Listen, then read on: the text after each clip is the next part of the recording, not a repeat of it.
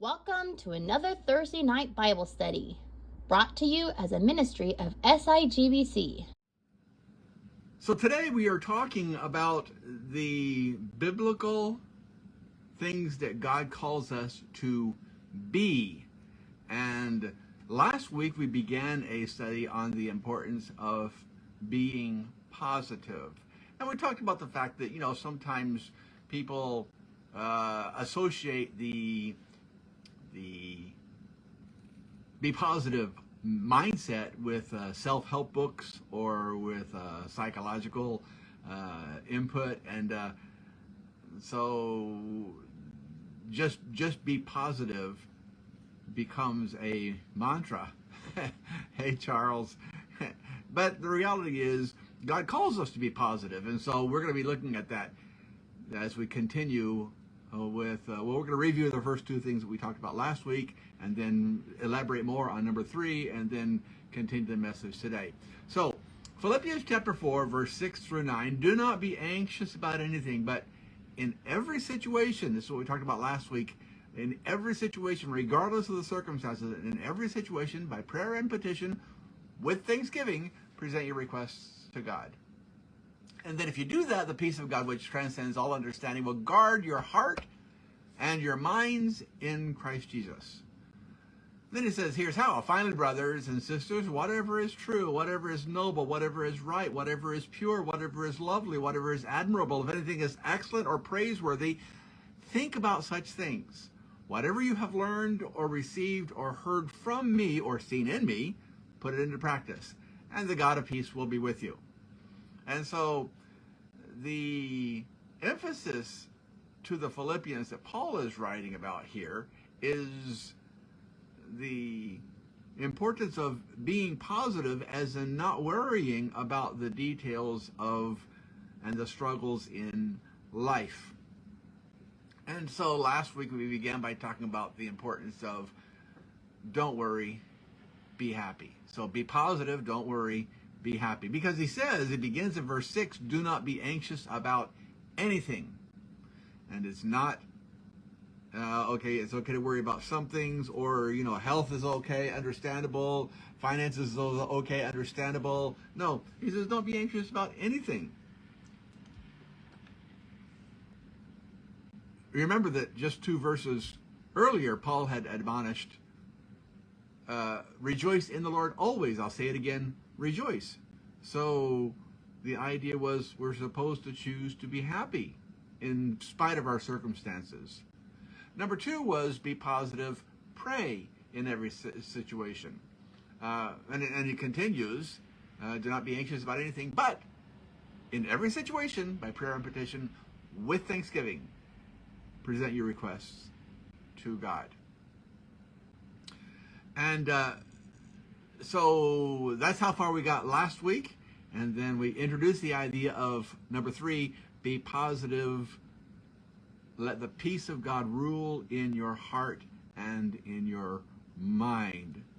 Now in Philippians chapter 4, verse 11, Paul makes the observation, I'm not saying this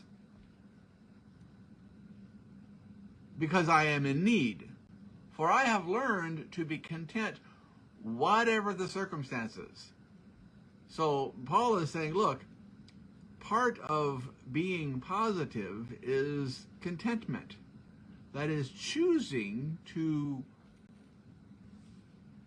not fret, not worry, not want more always, but choosing to be content. And so he says, allow the peace of God to rule in your heart and mind. It's a pretty interesting concept, because he gives us 2 almost contradictory concepts.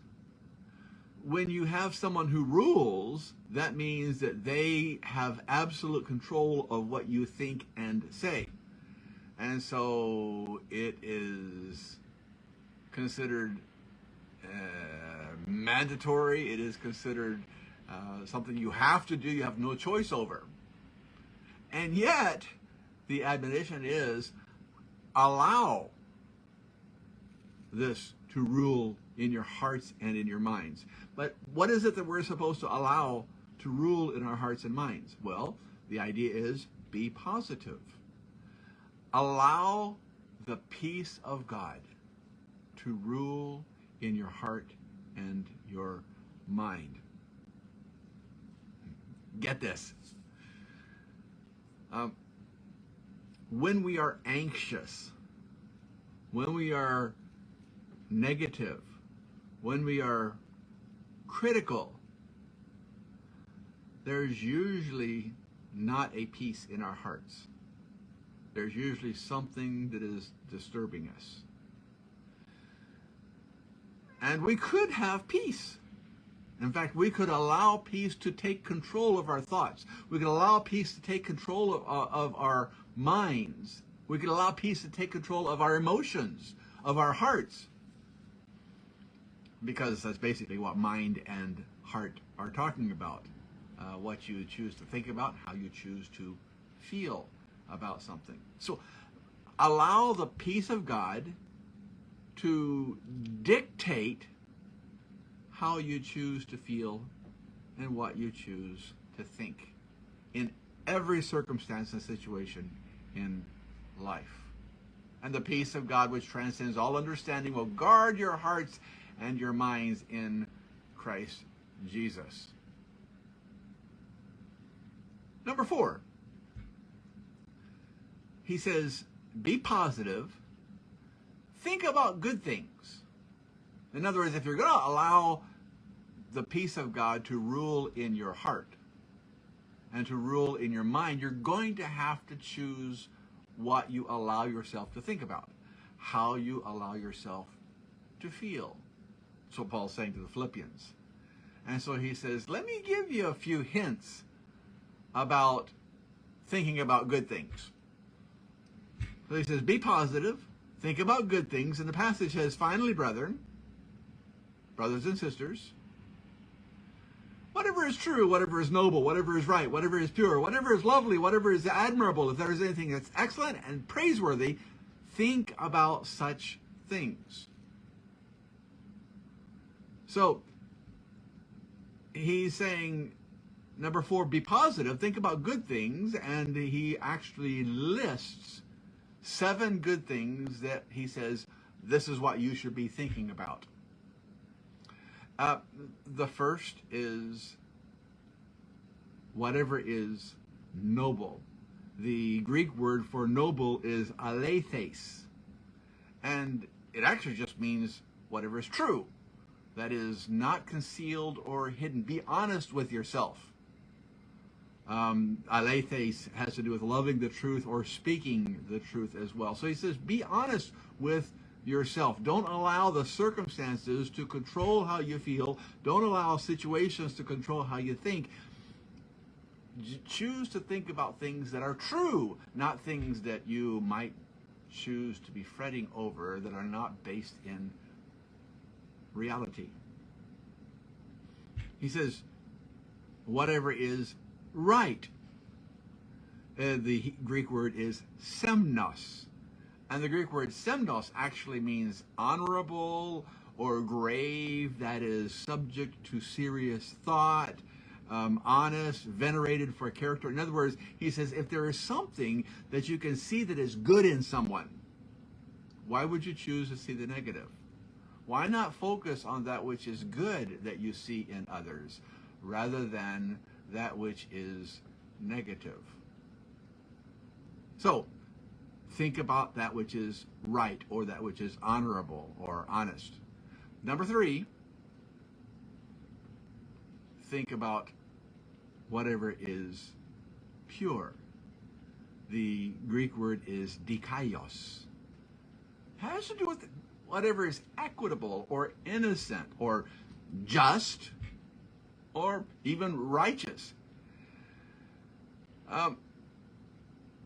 It's used of him whose way of thinking, feeling, and acting is wholly conformed to the will of God, and who therefore needs no rectification in the heart or life. So that which is pure, just, innocent, equitable, righteous. Think about these things. And number 4, think about that which is lovely. The Greek word for lovely, prosphiles, just means that which is acceptable, that which is pleasing, that which is friendly towards something. So, why do women enjoy receiving flowers from men or their significant other, or even from each other? Well, because they're lovely, because they're pleasant to look at. And so he says, if you have the choice between looking at the ugly and looking at the beautiful, he said, then choose to think about whatever is lovely instead of what is ugly. And number 5, he says, choose to think about whatever is admirable. Euphemos is the Greek word. That is reputable.